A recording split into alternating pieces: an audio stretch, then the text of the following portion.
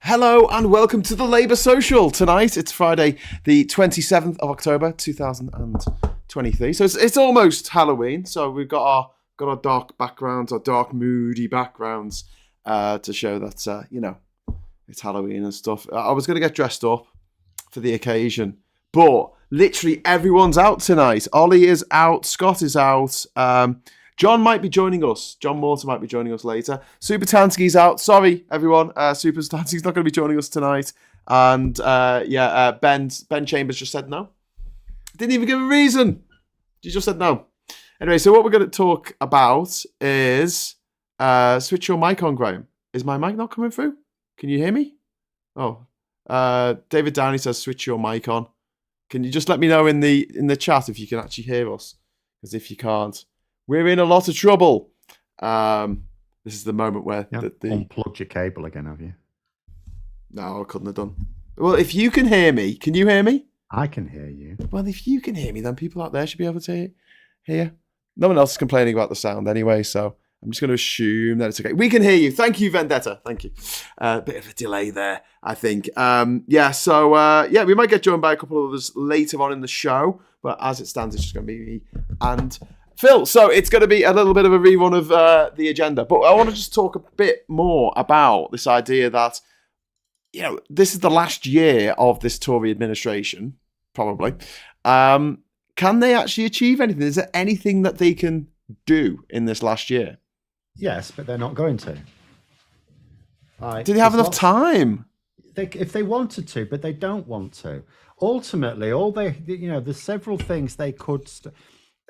The biggest problem, they can't do anything really about the NHS waiting lists in this time. He's just I don't even know what he's hoping for with that. It's absolute nightmare. But people's standard of living, if he thinks that it can improve things there, and all he has to do is reduce the cost of pissing living. He could do that tomorrow by just saying, actually, energy bills are going down, applying the windfall taxes that he should have done from the start to pay for it. Yeah. That would massively reduce it. And the thing is, as well, it all drives it as well, because he's allowed. There's various aspects to inflation that, are not the government's fault. You have inflation even when you have governments that aren't imbeciles. But the energy. But inflation didn't go. It didn't go crazy until the little mini budget, did it? Well, we knew it was going to, though. We knew. But it went nuts, didn't it? That was because of they doubled the cost of energy. That is a huge part of people's expenses. It literally doubled people's energy costs. I've just done a thing. I don't know what I've done. What have you done? It doesn't matter. Know. I can still hear you. It's fine. So it's. They didn't have to. They didn't have to make it go up very much at all. It would have gone up a little bit. It always goes up a little bit. But it didn't have to go up very much at all. They could have just said, look, to the energy companies, no, you're going to keep the price pretty much the same as it is. And you're going to have... And they would have said, oh, but the wholesale price of gas is really high. And they would have said, yeah. So what we're going to do is the wholesale price of gas is only up because the gas companies are charging more for it for whatever reason. They're just profiteering. So we're just going to tax their excess profits. We're going to take that money, or as much of it as we need to, and then we're going to use that to compensate you for the extra. So the energy companies would still make their profits, but it would just be the expected profits. And the oil and gas companies may have made more profits if they didn't have to tax the whole lot. But they would have just said, look, we're taking as much off you as is necessary for us to maintain these energy bills. And then inflation would have been much lower. Yeah. Absolutely. Well, it would help if we had competent people in charge. We have the highest inflation in the G7 at the moment. One of the highest inflation, if not the highest inflation out of the EU countries. So it's not just the inflation as well, because you look at it and you look at all the different markers. So we have the highest inflation. We also have the highest interest rates. Well, the highest increase in interest rates, because that's what matters. We have the lowest Well, actually, I say the lowest. Like in the EU average and the US, earnings are above inflation, but they're not here. They're still below. In fact, the US, I looked it up this week, it's about 2% above inflation. So that's what really matters, isn't it? It's not so much what inflation is, it's your relative standard of living. So earnings have been kept low. There was that 1 month, there was like August when it was like everyone was oh, look, earnings has gone above like inflation. Yeah, for 1 month. Yeah, it's not like and food inflation is 12.2%. I mean, it's the headline inflation is 6.7, I think. But but you take all these things into consideration, all the things. It's like we're the worst off on all of these measures, not just one of them. So there's no. So that's why people are feeling, and the government could have done something about it. They can't like solve it overnight. Some of these problems, are global. Some of them have just been down to so many years of neglect, and you can't turn it around overnight. But some of them they absolutely could have done, and some still could. Yeah, but he's not going to. You don't want to.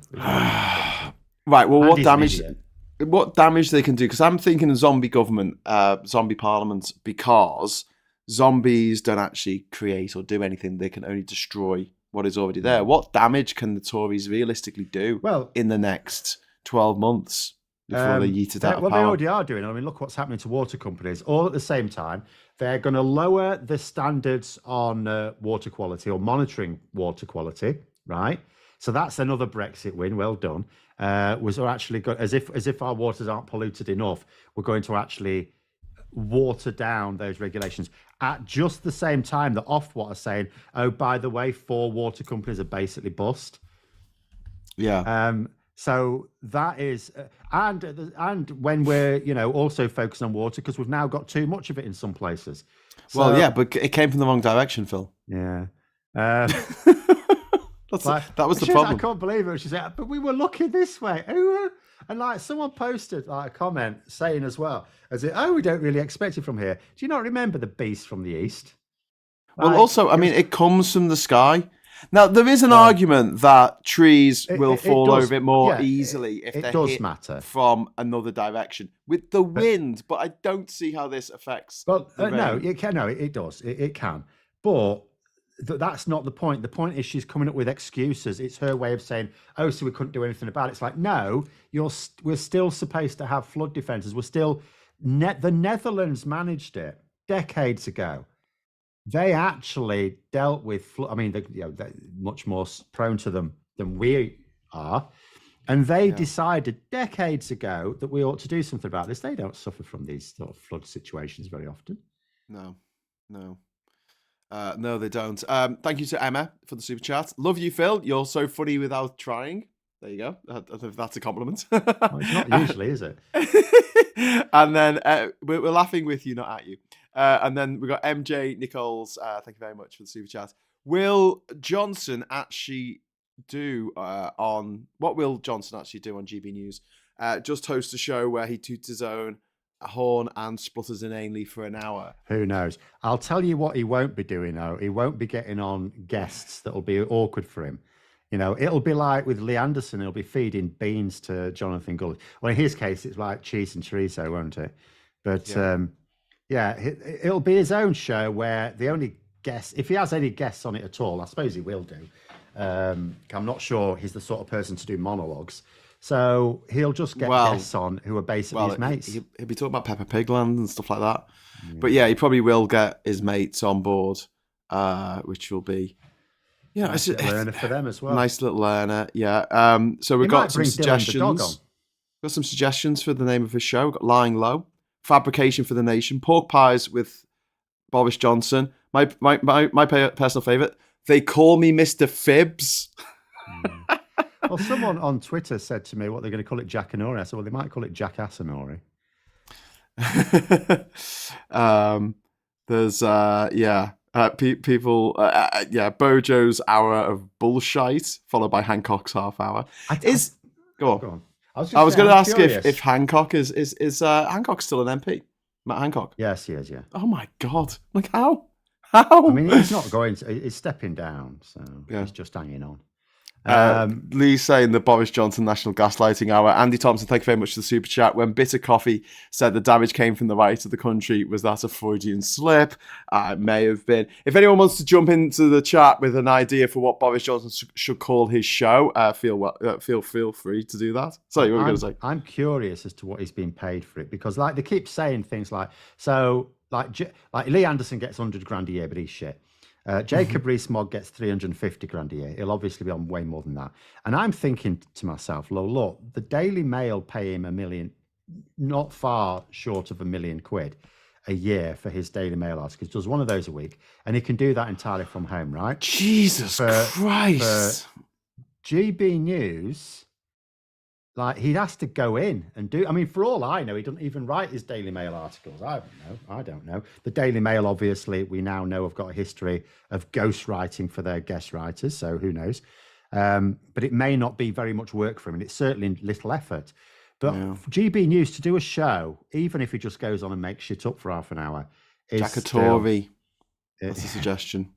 Fake off, true lies. But I'm curious as to whether they'd have got away with paying him less than $1 million, given that he'd actually have to leave the house to go and do that. He'd have to actually travel to do it.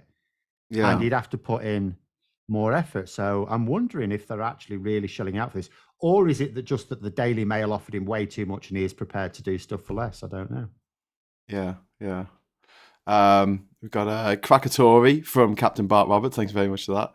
Listen with Doris.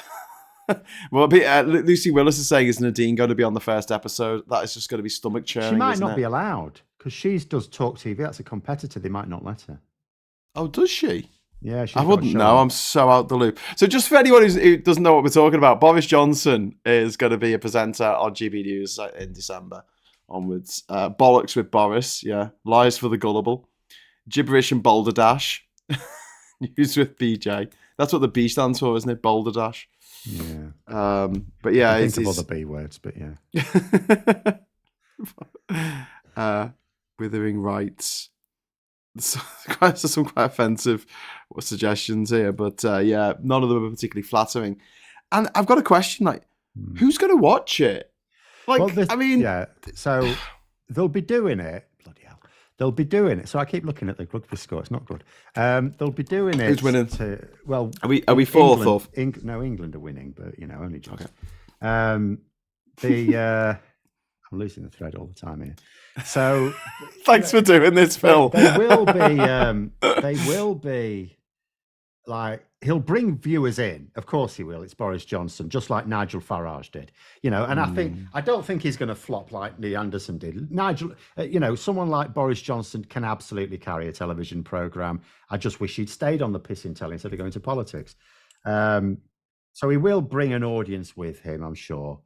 But do you think people will forgive him after what he did? Much. Well, no, not the general public. That doesn't matter. There's still people that would support him. But this is why I don't consider it particularly something that I'm particularly bothered about, because he's on GB News. It'll be watched by a load of people who are just angry at politics in general. So they probably don't vote for anyone, and they certainly don't vote for anyone serious. Or they vote for the Conservatives, or they vote for Reform UK. So we have a Femi. Femi's entered the chat. Hi Femi, how you doing? Hello, can you hear us? Oh, yes. We're just talking about Boris Johnson doing this, going over to GB News and what we're going to call the show, or what they're going to call the show. I don't think they're going to use any of our ideas. Oh. Emma Price, thank you very much for the super chat. It was a compliment. It was in response to his opening line. What can the Tories do over the next year? Nothing. They're not even trying. Indeed. That's talking about you being funny. And Johnny Copperhead says, "De piffle piffle BS with BJ." Suggestions. Quite like that. Thanks for the super chat there, Johnny. Femi, can you hear us? I can hear you. Can you hear me? Yeah, we can hear you loud and clear. How you doing? Excellent. I'm good. How you guys doing? Have you got any suggestions of what we should call Boris Johnson's show on GBBs?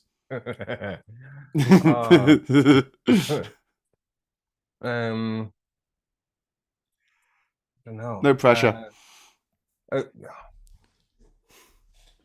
Do you know, they'll just call it something shit like Tonight with Boris Johnson, won't they? Yes. That's actually what they'll do.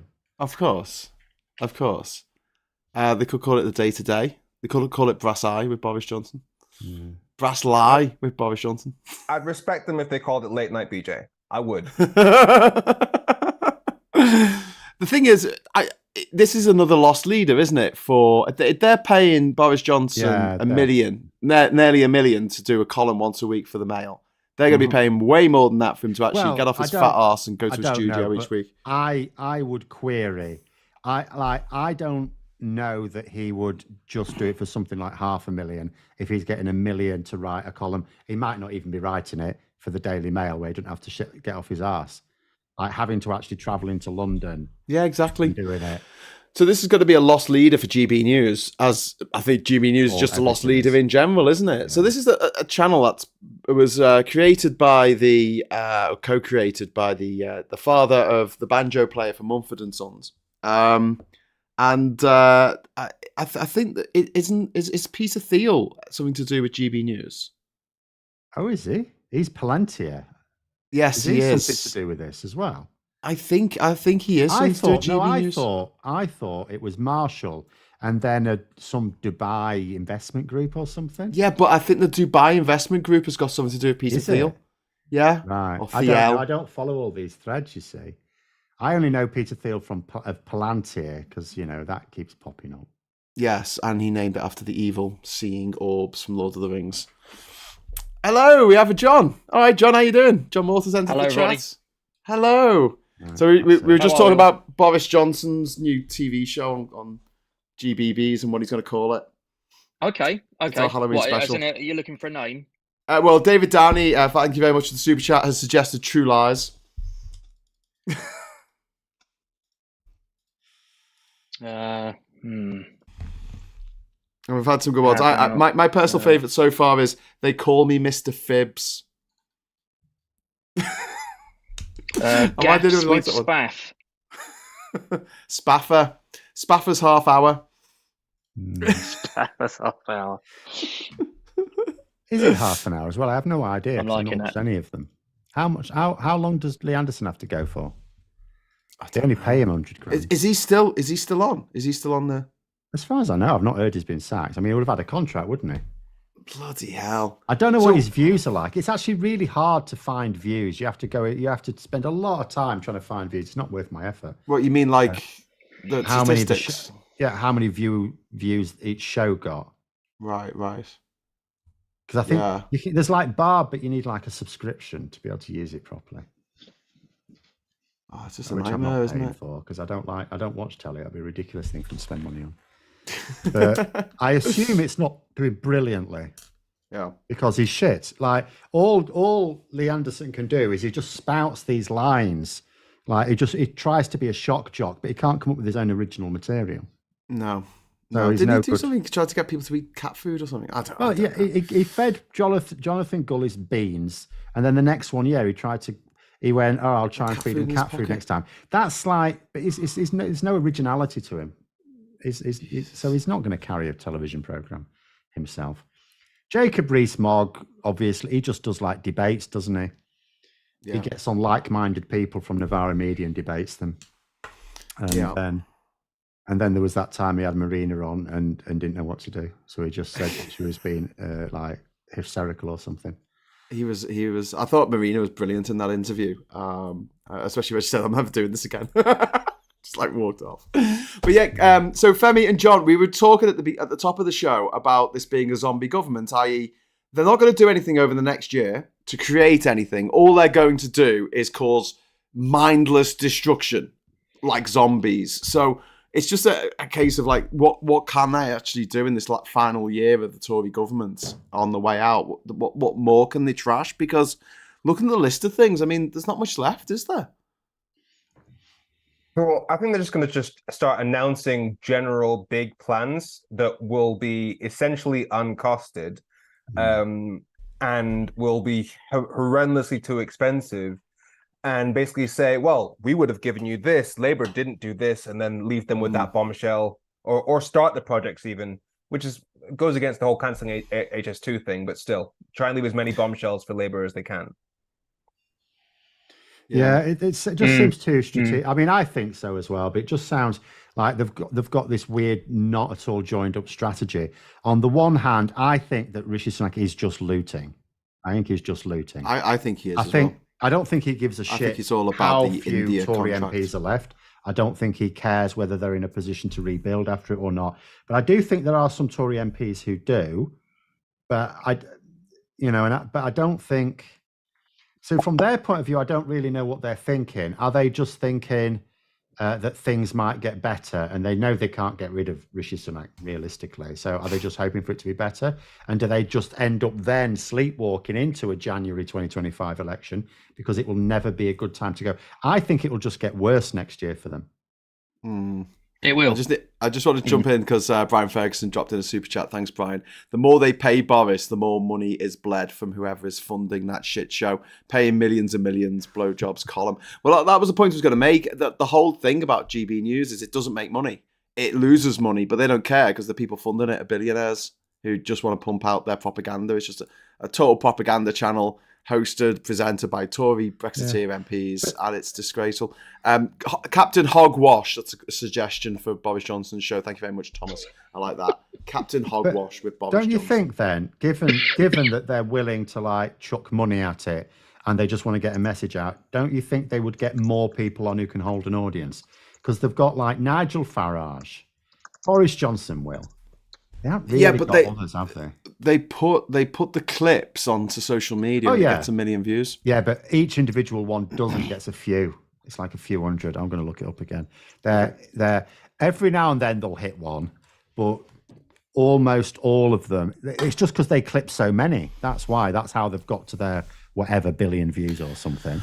Well, they've got a working majority. I just looked it up. They've got a working majority of the Tories have got a working majority of 58 now in Parliament. Right. Like we've got 2 more by-elections coming up, which may go to Labour, and that'll give them a working majority of 54. We don't have enough time for enough by-elections, do we? To get No.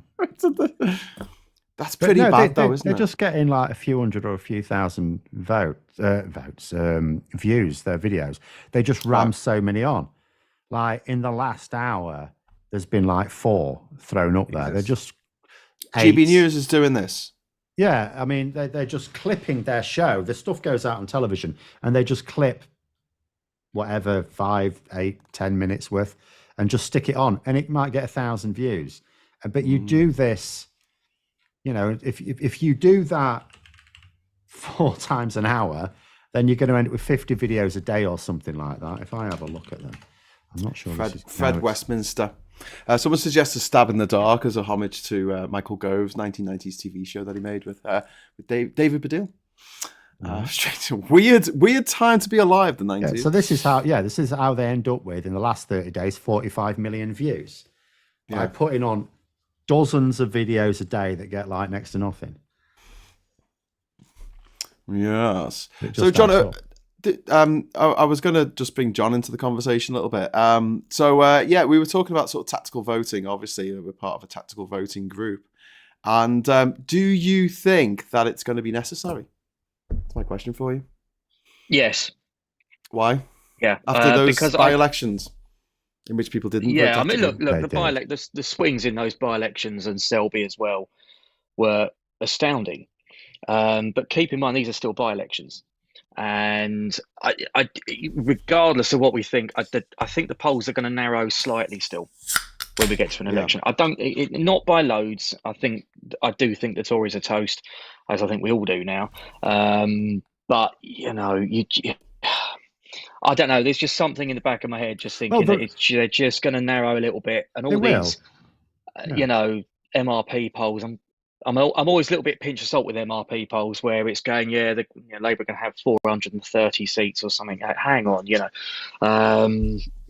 possibly. I mean, look, tactical voting, I think it's becoming a lot more mainstream. That's the idea. More people are aware of it now. So we should see. I mean, look back into 97. There was loads of tactical voting. Everyone thinks it wasn't. It was all everyone just voted for Blair. That wasn't quite the case. There was a lot of tactical voting happening in 97, and they reckon it was about an extra 20, 30 seats lost for the Tories that night, just pure tactically. Norman Lamont losing to the Liberal Democrats. That was astounding. That was probably more surprising than the Portillo. Everyone forgets that one. That was a massive swing from the Lib Dems, and that was pure tactical voting. So yes, I still think it's necessary, and I still think that we can't just ignore that. They're definitely going to lose now, because as soon as we sort of rest on laurels, that's really dangerous. We cannot show any chinks in the armor. Well, I must just point. Sorry, I feel I must just point something out here. When people look at polls, can people understand that there are like different like league divisions of polls? If you quote people polling, no, don't. Isn't people polling that? It's not the good. I've never one. heard of people polling. What's that? It's shit. No, don't go there. Yeah. It's absolutely. There are some that are absolutely appalling that do the rounds. People polling is appalling. Delta poll is appalling. Redfield and Wilton for voting intention is absolutely appalling. It's truly dreadful. So there are some that you really should stay away from. The ones that are generally reliable, like YouGov, Ipsos, Opinion's all right. Survation can be all right. Although I thought in 2019 it kept adding too much value to Labour and it kept giving people too much hope. But was that Survation? Yeah, Survation. But they know what they're doing. They've got proper pollsters. I just want to ask Femi. So Femi, you're doing a lot of work at the moment to try and help bring in PR. Do you think that if Labour do win this by a stonking landslide and they put the Tories down into double figures, do you think that is going to accelerate your case for PR, or do you think it's going to set it back? Yeah, so this is why on the issue of tactical voting, I've always been in two minds, because our ideal situation is a hung parliament where Labour is relying on the Lib Dems, the Greens, potentially the SNP in order to make a majority, and then the Lib Dems and Greens will demand PR gets brought in as a condition of that government. So a stonking majority where Keir Starmer feels like he doesn't have to listen to anybody, that's not a good outcome. That's not what ideally I'd want at all. I think as far as how do we cope with that, it's about everybody being on the same page that the only thing that matters is PR, because it really is. Because the problem we've got right now, the problem everybody's got in politics is, yes, Tories. the Tories are shit. Tories. Yes, the Tories are shit.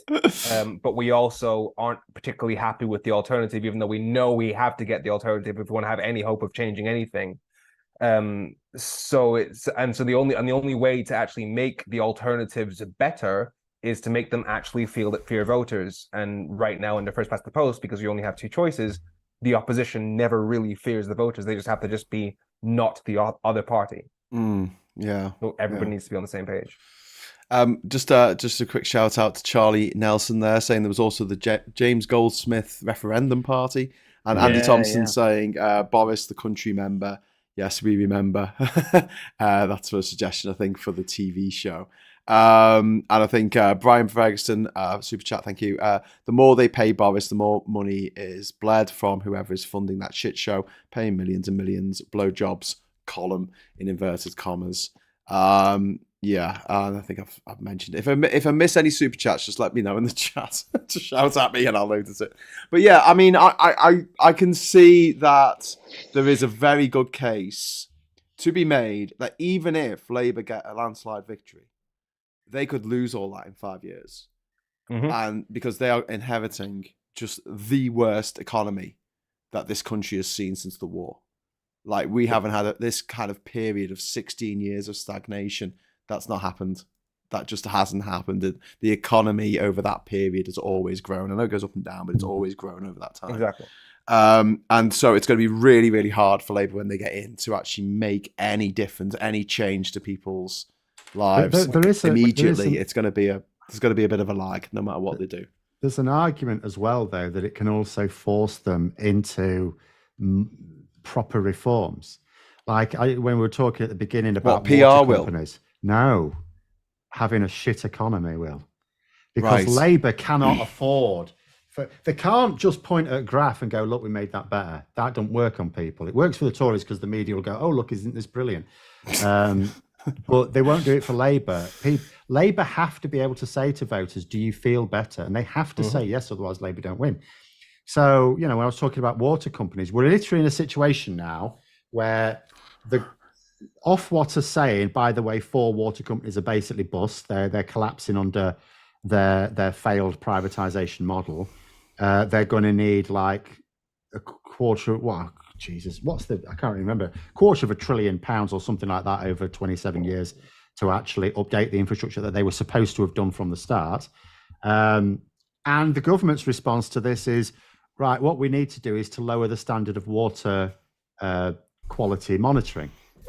So, something like that, you look at it and you think, I mean, I've already looked at Labour's policies for water companies and thought, this sounds to me like a way of making it so uncomfortable that they just piss off and we just nationalise it. But, things like that, if you act, it might force Labour to Labour in general are not really interested in putting corporate profits ahead of like people's welfare, even when it's like a centrist Labour leader. So Yeah. you get into a situation where it's like, unlike with Blair and Brown, where it was actually quite easy, they could look at the situation and go, well, the economy's all right, but we can supercharge it. And they did. Reeves and Starmer don't have that option. So they're actually going to have to reform, and they need to do it in the first term. And it could actually result in genuine reforms. I know they talk about reforms all the time, when what they actually mean is just changing something. But they could actually be forced into reforms. Yeah. And they'd have public approval, because if you say to the public, this is knackered, there is no gaffer taping this back together, then you can also get public approval for it. 2 things. One, Matt the Spraff, why disagree? And also, yes, fundamentally agree, Phil, because I've been saying for a while that when Keir Starmer takes power, he's going to be facing a country that's just like desperate for things to get better, quality of living through the floor. So he has to make people actually feel better and actually improve people's quality of life. Otherwise, he will simply lose.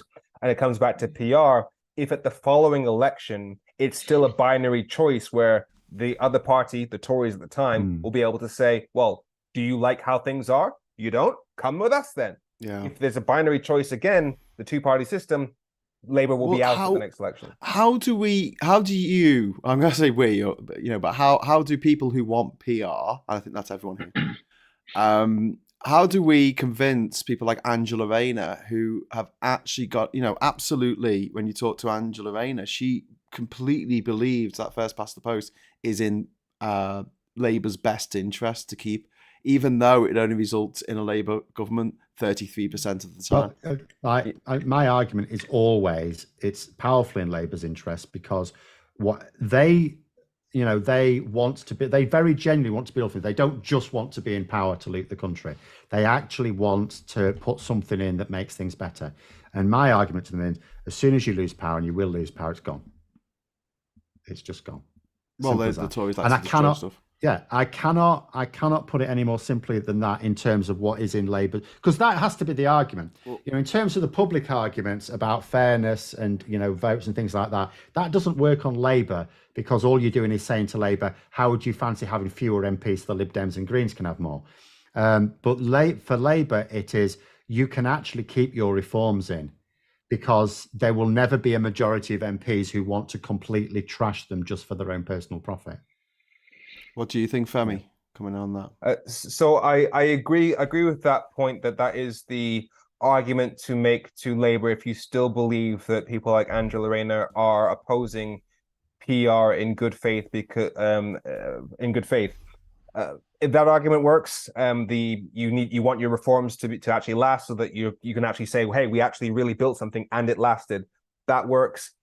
I am coming from a very much more the stick end of things, of I don't trust them at all, so I have to put it in their interest, and that requires really making it clear in every public intervention we make that the UK is not a democracy, and anybody who supports first past the post is supporting a system where most votes literally have no effect on UK policy, and they're keeping us trapped in a situation where we're forced to choose between shit Tories or slightly less shit Labour every 5 years with no real choice, most votes not counting.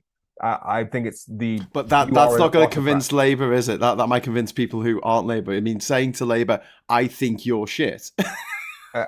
Sort it out, motherfuckers. How is that going to get them on side for PR? My point is my point is saying we need to make it clear in the public discourse. Anybody who supports first past the post, a system where the majority of votes mean nothing, is an autocratic, anti-democratic piece of shit. That's the point we need to be making loud and clear. Make them scared to keep supporting first past the post. That's, for me, the way you get people who are supporting first past the post for selfish reasons. That is Labour's official policy now. They just don't have a policy of replacing it with anything. Yeah. That's true. The NEC recently came out and isn't it NEC policy that National Policy Forum, sorry, that's the one. That first past the post damages public trust, but they're not committing to actually changing it to something. Yes. We have a Wayne. Hey Wayne, how you doing? Hello. Wayne in Basildon. You having a party? You got like disco lighting going on in the background there. No, that's just my dead background jealous. lighting. I've just got like a stormy skull cloud thing for Halloween.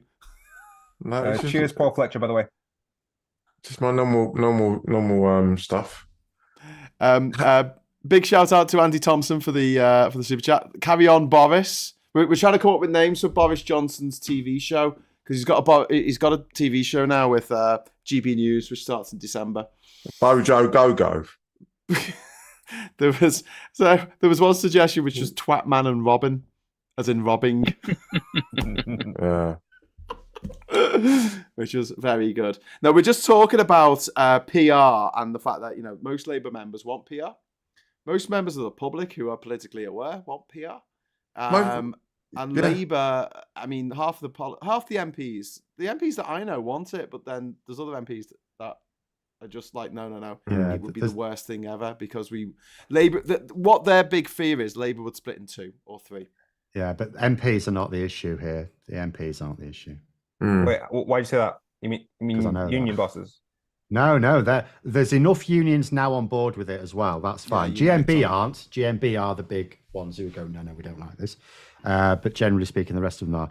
There's a couple of issues within Labour. One of them is a fear, and this is what annoys me because it's like this fear doesn't actually exist at the moment. The fear in the leadership's office, or amongst the leadership team, that it then so they're spending all their time trying to focus on the economy and healthcare and all the things where it's going to be really appealing to voters, and they fear that if they throw this one in and suddenly the election becomes about this, as it did with Brexit on the last occasion, that it sort of throws their general strategy out. Now, I don't think that should be a particularly big issue, particularly for this coming election, because people are so desperate for change. And why wouldn't they also think, well, maybe we do need a different voting system anyway? Yeah. But that is nonetheless a perception that exists among some senior policymakers in Labour. Yeah, I bumped into what's his name? Ed something. What's his last name? Miliband. Miliband, thank you. I bumped into Ed Miliband at conference, and he was making the argument of this election isn't about that, etc. And when I was speaking to Jess Phillips, she also said that PR doesn't come up on the doorstep. Basically, the argument that you're making, Phil, that it should be all about cost of living and improving that. And yeah, as you said, like it's about the simple fact that what the polls say that the vast majority of the public believes that we should tax the rich more to help poor people. Whereas the 63% of Tory members are against the idea of spending money to redistribute wealth to help poor people. So we have a system that gives power to people that want the exact opposite to the majority of the country in terms of the cost of living. I mean, the thing is, what I would say to these ones who say it doesn't come up on the doorstep, I would say that's fine. At the last election, things like all the things they put on like their page 48 about taking away our rights, that didn't come up on the doorstep, but they still stuck it in the manifesto. So the issue is it doesn't have to be coming up on the doorstep to be a policy promise. You don't talk about, Labour will have like 100 odd policies in the manifesto. They're not all going to be discussed on the doorstep. So you can put some in. So if they're arguing that it doesn't come up on the doorstep, but it's like, well, that's fine then, isn't it? Just do it. Because if it's not coming up on the doorstep, it's not a concern either, is it? People aren't worried about it, so they could mention it in the manifesto on page 47. And you can do say, it sneakily "We're like the looking at voting Conservatives reform." did. The Conservatives did. They said, "Oh, we're committed to first past the post," and then use that to change the London mayoral election. That's method. the other thing. Like the question of it coming up on the doorstep. These are people that are politically engaged, so their concerns are different to like the average person, because the average person who just kind of like gets their nut down and just tries to do what they want to do is not going to be like they want something else. Does that make sense? Yeah, I get that. Yeah. So if you're knocking on someone's door and they're like wanting to be engaged with you, they're already politically savvy. But they may not be, but at least interested. Yeah. But the average person, if you're walking down the street and you say like, what do you want? They'll come up with something completely different. So this whole like on the doorstep, it's bullshit.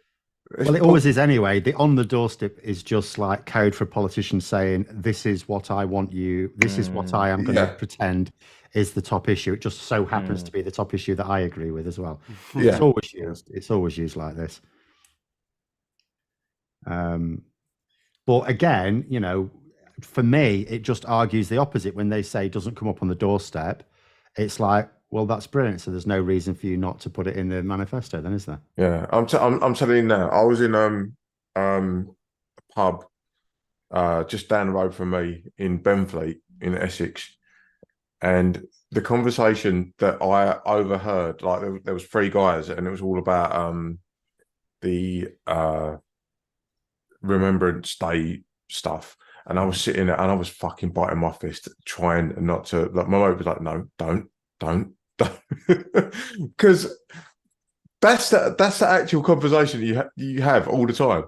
Oh, we need to do this, we need to do that, and I'm like sitting going, "Mate, no, it's fine."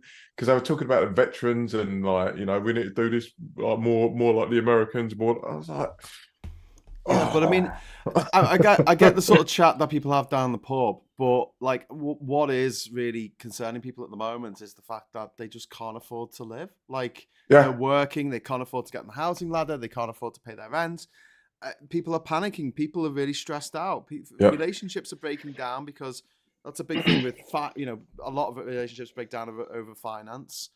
And it's just causing so much misery across the country. And this is the things that people can see in their everyday lives. Mm-hmm. And PR. Could I just say? Go on. Sorry, I know Benfleet quite well, actually. I've got a few friends in Benfleet, and that conversation you overheard doesn't surprise me one iota whatsoever. I mean, that you're not making me want to come down south, guys. Well, you're edging into, I think, it's Benfleet Castle Point. If it's not, it's right on the border, isn't it? And that's Castle Point.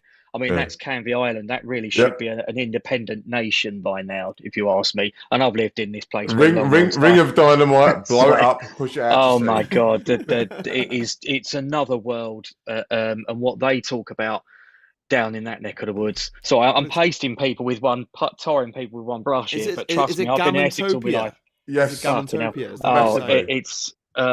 Yeah. Well, look, it's pink as fuck. It's very briny. It's not the sea. So everyone thinks it's the the southern peninsula. It's not. It's brine. What's the name of this place? Canvey. What's the name of this place? Benfleet. Benfleet. Mm-hmm. I'm gonna get hate mail from Benfleet people now. Benfleet.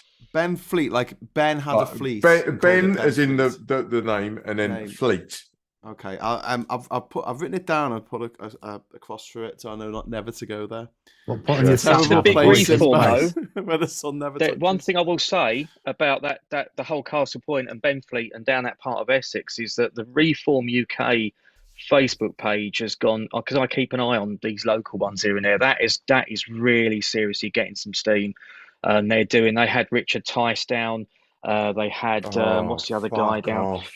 Yeah, well, no, they had down Habib? In that neck of the woods.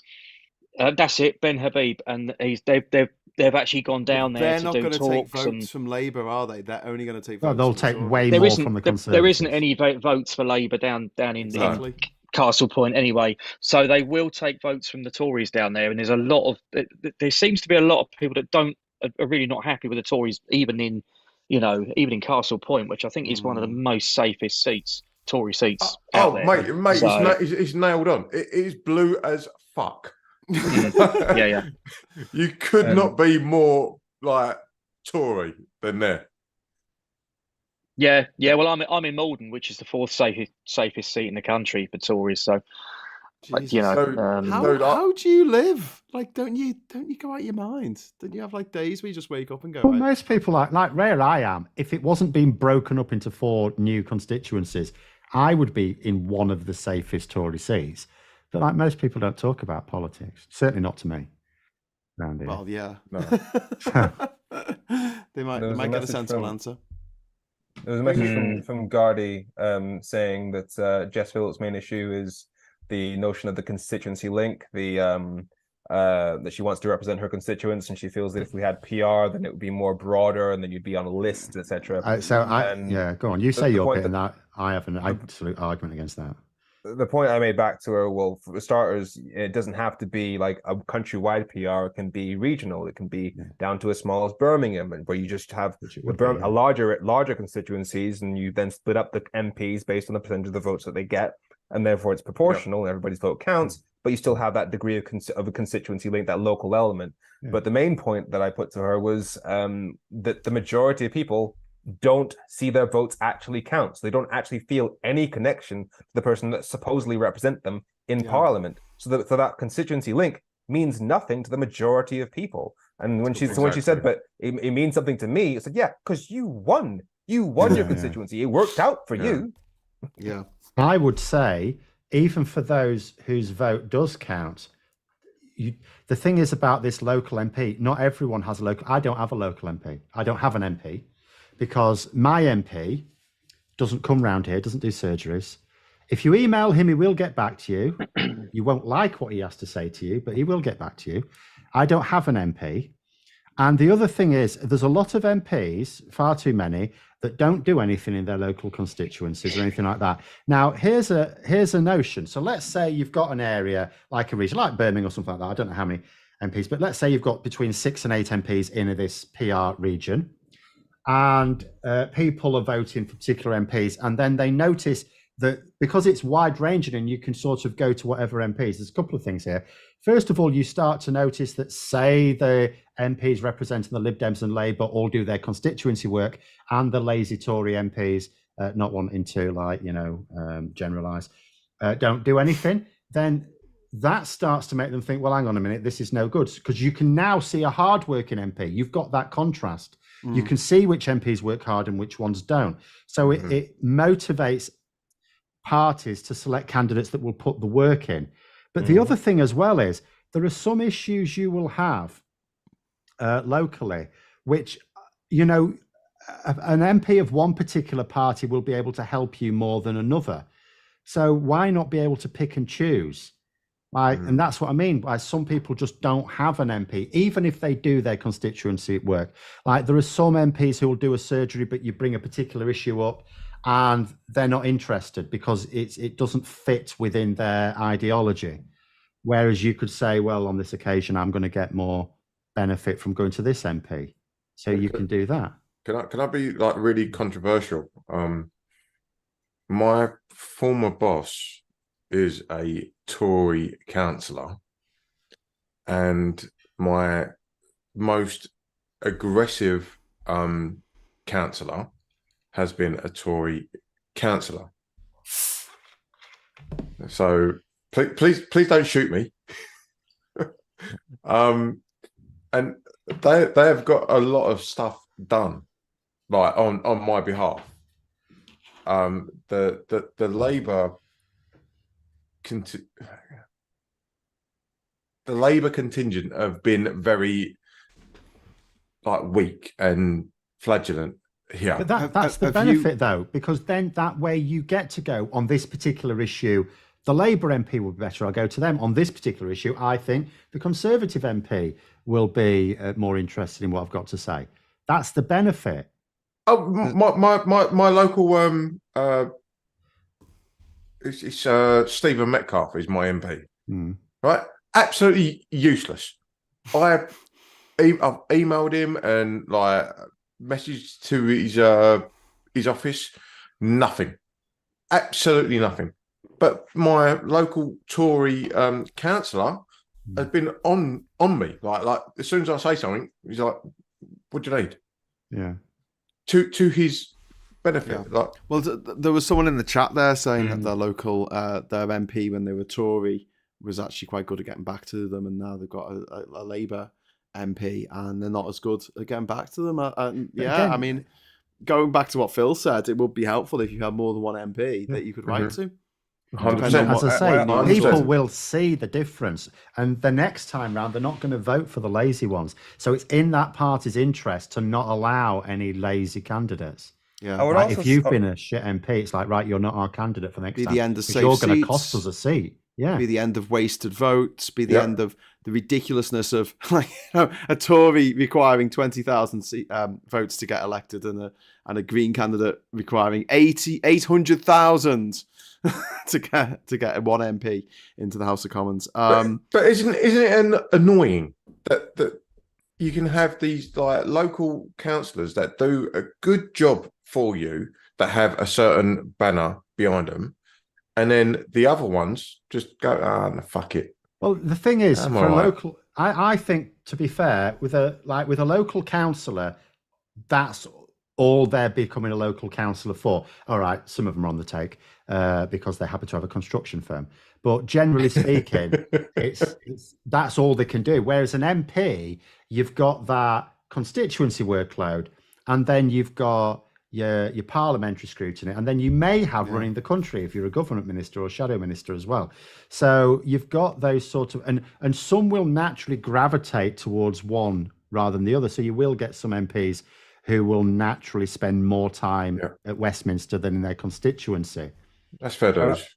I'd also argue that the basis of this conversation is broken, because I think the problem is we've got politicians. We're expecting MPs to do the work of councillors when they really shouldn't. We need to have more regional devolution, more powers given to local authorities, so that if you've got a local complaint, you go to your local representative. Because that's MPs should be for the national issues. Local authorities should be for local issues.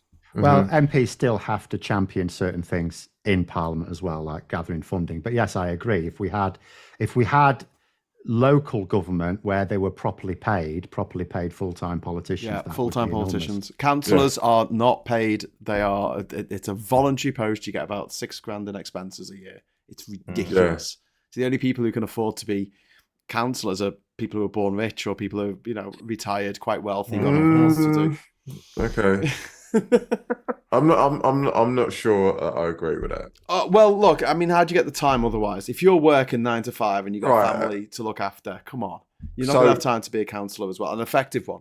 No, but my local councillor, Craig Rimmer, who is sorry. Yes, I know. Who is a Tory. With a name like that, no way. Yeah, not Is his middle name Judas? No. Fucking idiot. Fucking Red Wolf nerds everywhere. Absolutely.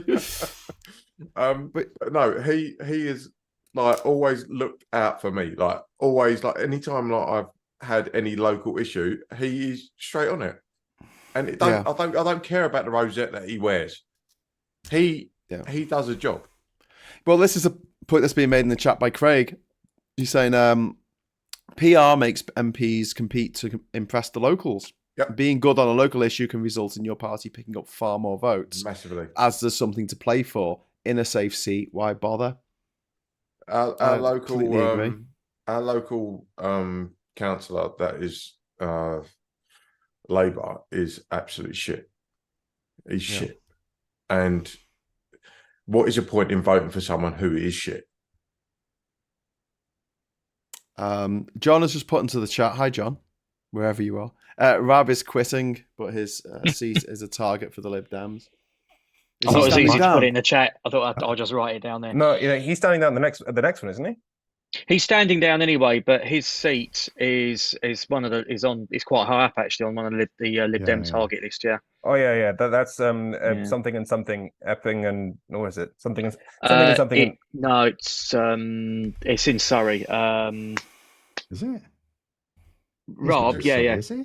Yeah, he is. Yeah, There's loads of Surrey MPs, like Tory MPs. Surrey's full of them. It's Epsom. Oh no, not Epsom. Hang on. Esher and Walton. Told you. Esher and Walton, which Esher, mate, that's nailed on blue.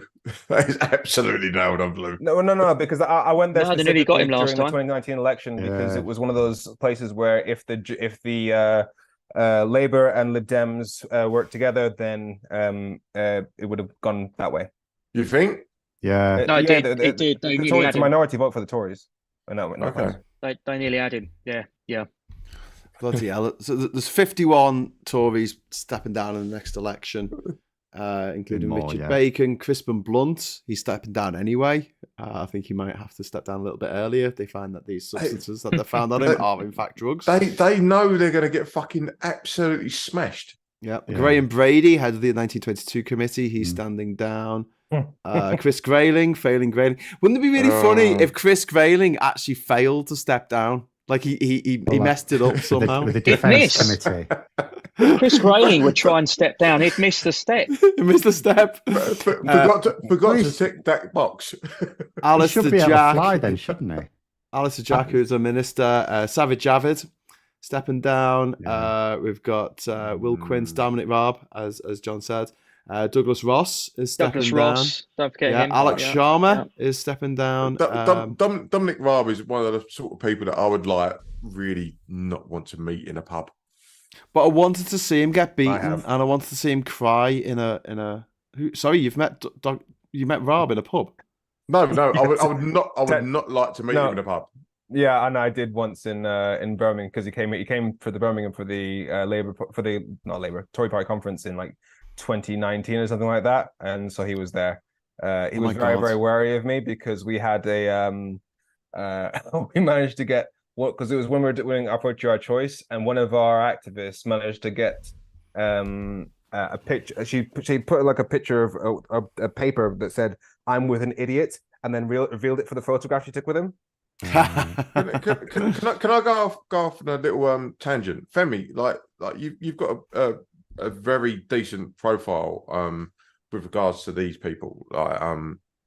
So how do you approach certain MPs, because they obviously know who you are and they are wary of you because you've basically got all your fucking ducks in a row. How do you approach these people, because they're obviously shitting themselves? Oh yeah, it's a case of making sure for starters, first of all, you don't do anything that makes them feel, or they could argue is in some way intimidating. So give them a wide berth physically, and then ask them, let them speak, because that's the main thing. If it looks like you just there to shout at them, then they would have every right to turn you away. Ask them the most basic questions and watch them undo themselves. Like at this Tory Party conference, I was asking them, what does the Tory Party stand for? What are its core values? Just easy questions. And then then the follow-up question is, well, how does policy XYZ match up with that value? So if they say freedom, I say, well, you ban protest. If they say economic responsibility, why did you vote for no-deal Brexit 2 years ago? That's stuff like that. Just basic questions. Make it an easy, soft opener, so that then when they refuse to answer the second question, they look like an idiot. And then with people like Robert Jenrick, you just keep asking the most basic questions. Why did you try and help a Tory donor avoid paying £45 million to the local council, and then that donor paid £12,000 to the Conservative Party? Why do you do that? Do you feel that people avoid you? Oh yeah. Purely because as soon as they see you, they're like, "Oh, it's Femi, fuck's sake." Oh no, so I've had them pull out of interviews multiple times. We had John Redwood, who literally pulled out of the interview live on air on LBC. I made my point, and then the presenter was like, "Okay, John Redwood, would you like to respond to that?" He said, "No, I don't want to respond to that. Nobody told me I was having a debate," and he literally refused to debate me live on air. Wow. We had what's his called, Andrew Bridgen. He pulled out oh God. a few months ago, because he was supposed to debate me, and then he refused. He was the one who was moaning that no one turned up to his pissing debate the other week. but isn't this like, you know, all these like fucking free speech fundamentalists? Isn't this like the antithesis of their whole thing? Like, for me, the biggest free speech hypocrite in the entire country is hands down Piers Morgan, because his whole thing is, I'm pro free speech, I'm pro free speech, I'm pro free speech. But what really showed his personality for me was when the Tories were passing the policing bill, which their own Human Rights Committee said would violate our right to protest, i.e. major infringement on free speech for putting noise limits on. And so even though Piers Morgan was following me at the time, I tweeted at him saying, "Hey, Mr. Free Speech, would you like to speak up against this? It's attacking free speech." And he then unfollowed me immediately. I did it again about a year later, and then he blocked me. So like, we've had back and forths 1,000 times on a whole bunch of issues, Brexit primarily, and nothing got under his skin. The moment I call out his hypocrisy when it comes to free speech, that's what caused him to cut ties with me. He knows he's a fraud on this issue. What really annoys me about the whole like the First Amendment thing is, the First Amendment is all about the government. The American government. The American government. The American government. Right? So if you're a private company, private citizen, all that bollocks. You're all done. You can do what you like. When the government gets involved, that's when you've got a problem. But they're not. They never do. If Twitter says like you can't, X. Twitter. If shitter. Yeah, I know. If X says you can't say that, that's fair dues. If Facebook says property. If Facebook says you can't do that, fair dues. Yeah. When the government fucking stifle you, then you've got a problem. Yeah, but that's what they support. These same people who whinge when they're not allowed to say whatever bills they want on social media, they're the people who are notoriously silent when the government bring in a bill to shut Steve Bray up. I mean, imagine an act of parliament to shut up one person. I know it's part of the act, but my God, the Steve Bray law. You can't cause nuisance to more than one person. Is that what it is? But this is the constant conflation of you can't say whatever you want. No, you can, but if you do it on consequences. But if you do it on a private platform and they say shut up, fair dues. Yeah, they don't want freedom of speech. They want freedom from consequences of their actions. Exactly. They want it so no one can criticize or penalize them for them saying the most horrific things and upsetting people. And it's interesting, isn't it, that the Tories are very much not interested in people's well-being. They're not interested in the well-being of the nation. They're not interested in our physical or our mental well-being. It's the party of the self. Yeah. 100%. It's not even the party of the tribe, like this is our tribe. They don't even like each other. They have got no regard for each other. It is the party of the self, pure and simple.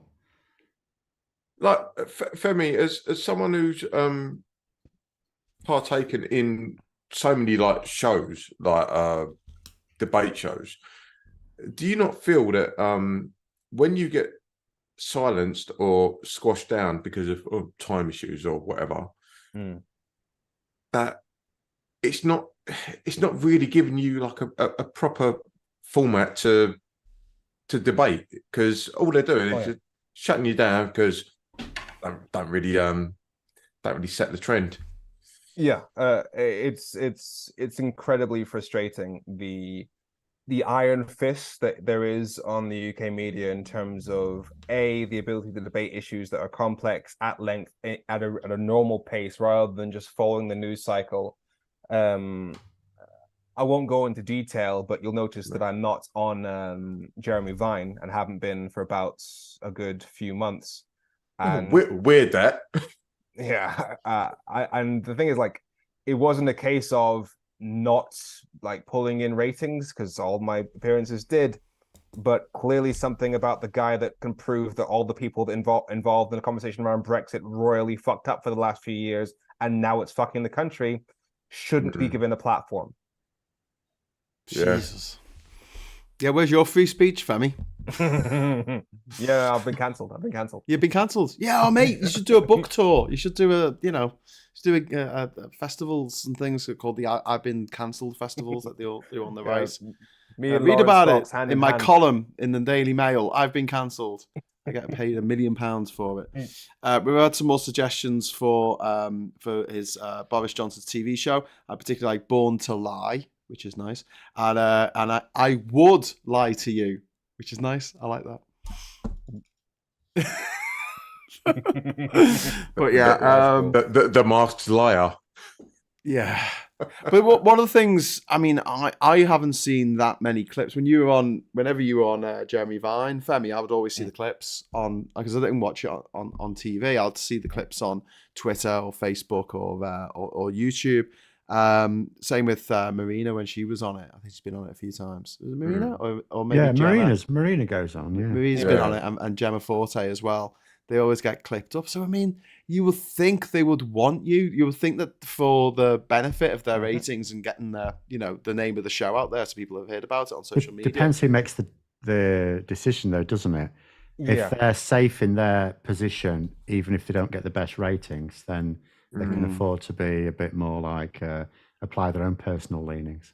Also, it's a question of what happens when I'm actually put on there, because like I was put up against Ian Dale once, and because I managed to prove live on air that he was lying, and then proved and then brought the receipts afterwards, never got to debate him again.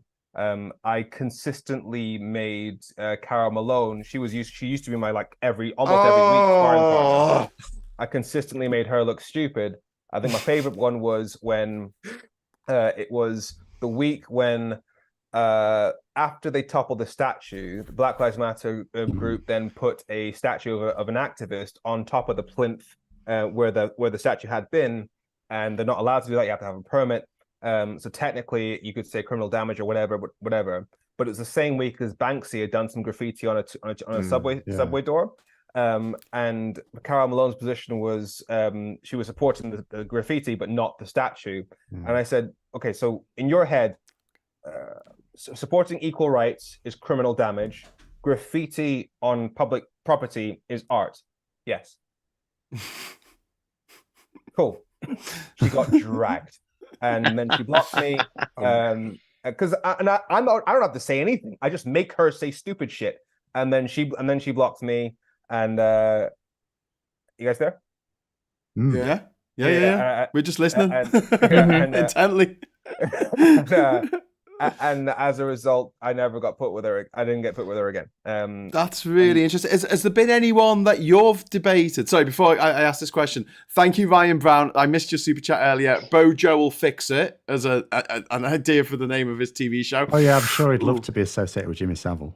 Yeah, well, they're quite similar, really. Yeah. Well, he looks a bit like him. Yeah, exactly. And he's horrible. Just needs to, Anyway, no.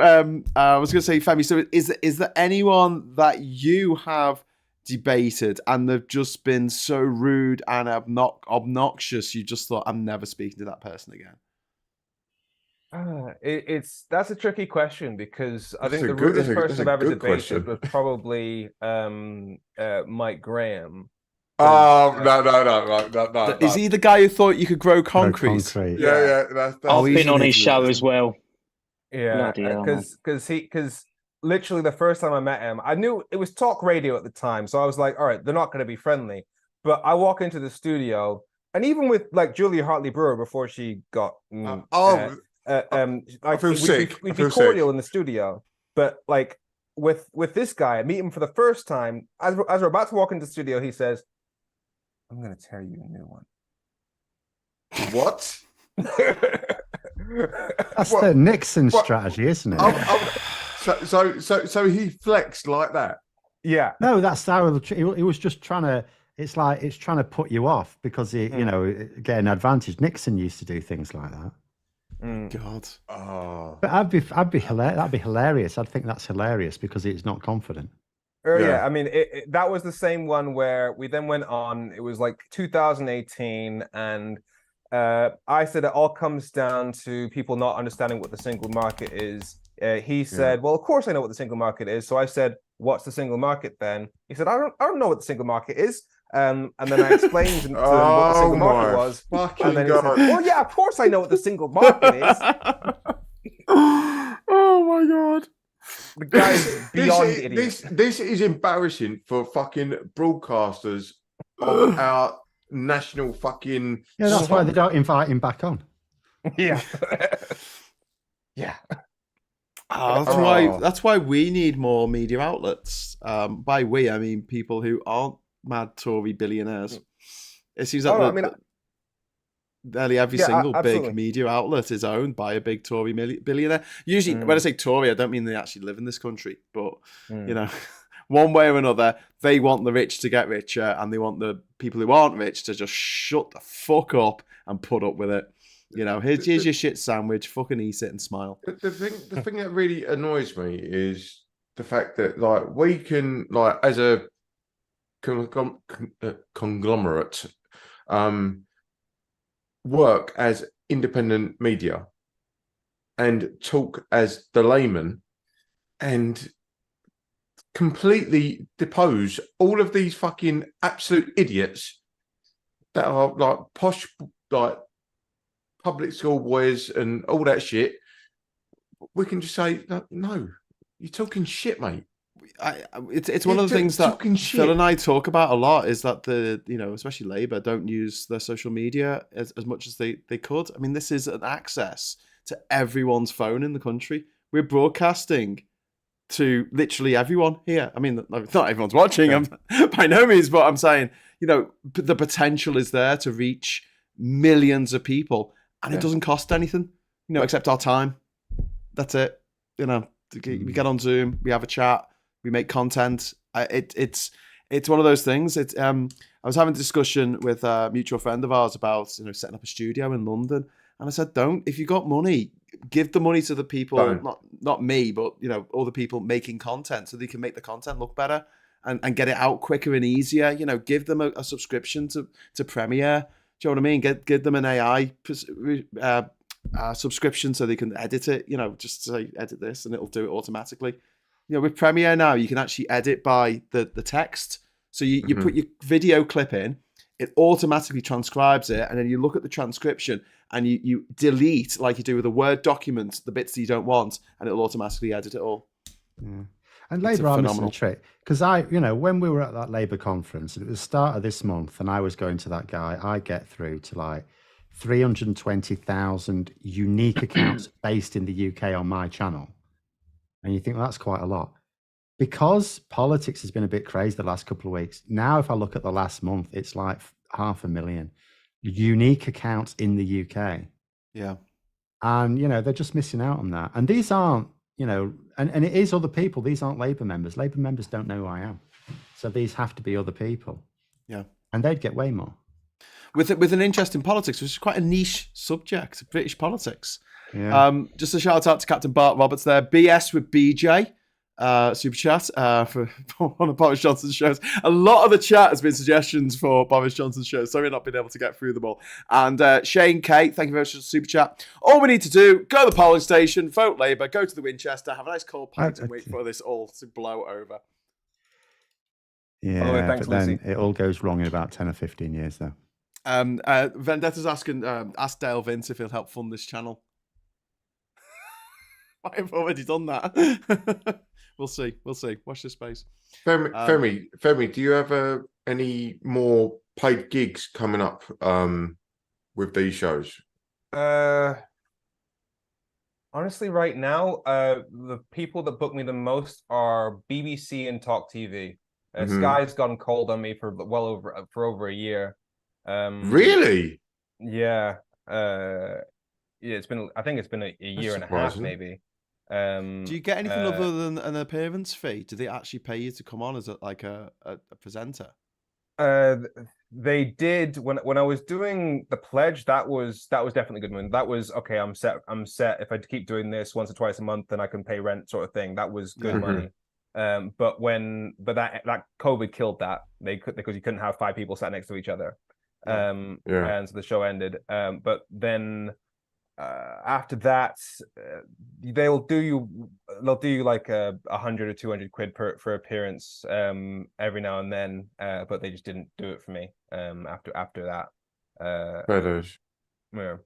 But that's annoying because it means that people who are funded by, say, 55 Tufton Street, and which famous charity venue, that they don't have to worry about making ends meet. Whereas people who are coming from our end of the spectrum and saying, "Listen, we need to, pay our freaking rent here," they're like, "Oh no, it's £100 appearance fee." The worst I ever had with that was a certain big broadcaster, a certain big broadcasting corporation. In this country, once approached me. One of their subtle approached me. Subtle as fuck. Yeah, I'm not saying who it was, but they wanted me to do something for the holiday show, which is huge. I mean, it goes out on BBC Worldwide, apparently. So what company was that? I can't remember. I think it was ITV, Channel 4, Sky News. I don't know. Anyway, it was a big corporation. And they said, we want you to do 2 videos talking about cheap travel, which is something, obviously I'm a bit of an expert on. And I said, oh, great, what does it pay? And they're like, oh, we don't pay our contributors. And I'm just like, sorry, you want me to script a piece, do it to camera? And at the time, I was living in Panama, and I would have to literally get on a boat and go to the mainland to upload it because the file was so big, I couldn't do it over my phone. And I was just like... we don't normally pay people who make content for our shows. I'm pretty sure you do, mate. They do. So basically, they wanted you to make content, give it to them for free, yes, and then give it away. Publicity, get exposure, mate. Exposure. Yeah. Oh, that old chestnut. Exposure. That's like the reverse influencer, isn't it? That's like the YouTuber goes into a hotel to give me a free hotel room, and I'll do a video on you. Don't ask me about my TV show that I actually made for the same corporation. That I didn't get paid for. What corporation is that? Sorry? I don't know, just a particular British corporation that broadcasts. But yeah, that was something quite phenomenal. Hey kids, when you sign the contract and it says you get 25% of the cut of the profit, make sure it's the gross, not the net. There you go. Tip. Good old Hollywood accounting, eh? That's great. Anyway. So back to sort of this sort of stuff, because someone was asking about how we get funding, getting funding in from people who are interested in funding stuff like this.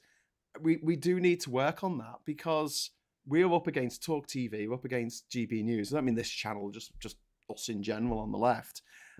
Newspaper wise, you've got the Mirror, which is Labour. That's the only Labour paper. The Guardian sometimes is Labour, but spends most of his time slagging them off. And then you've got the sort of the normal TV, like Channel 4 and BBC. Well, BBC are pretty bad for this.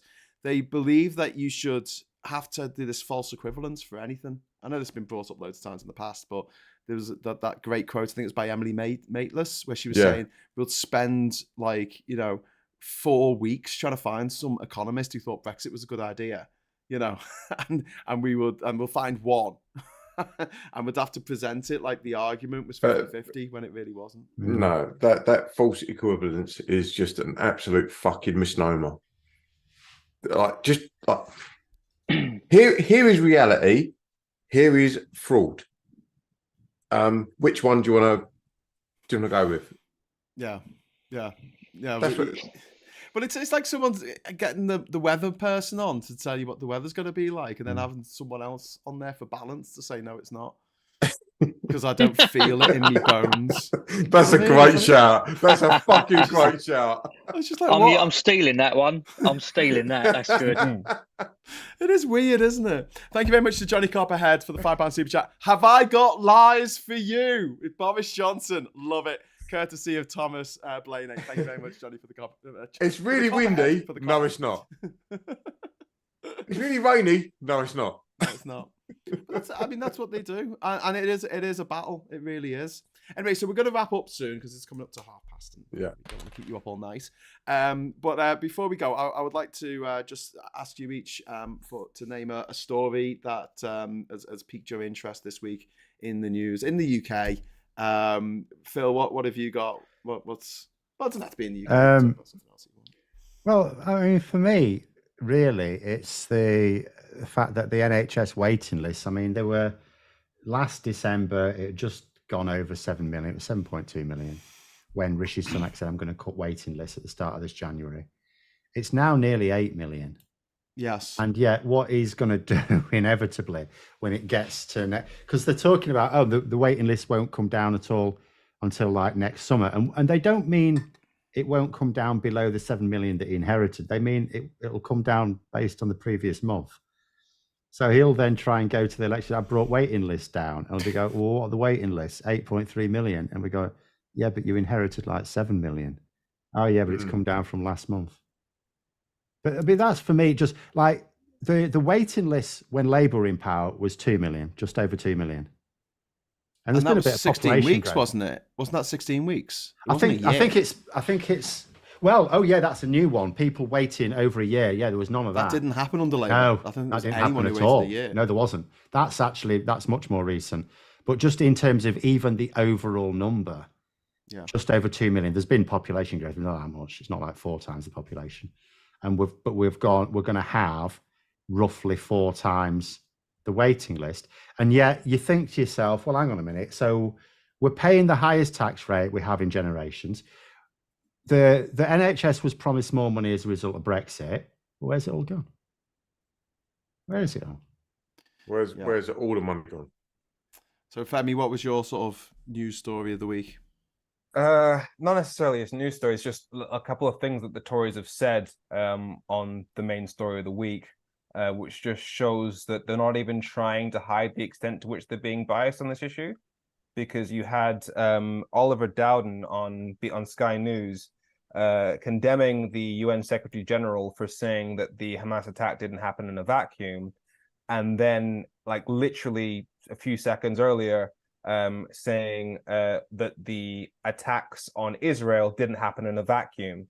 So literally condemning him for the same language that he himself uses.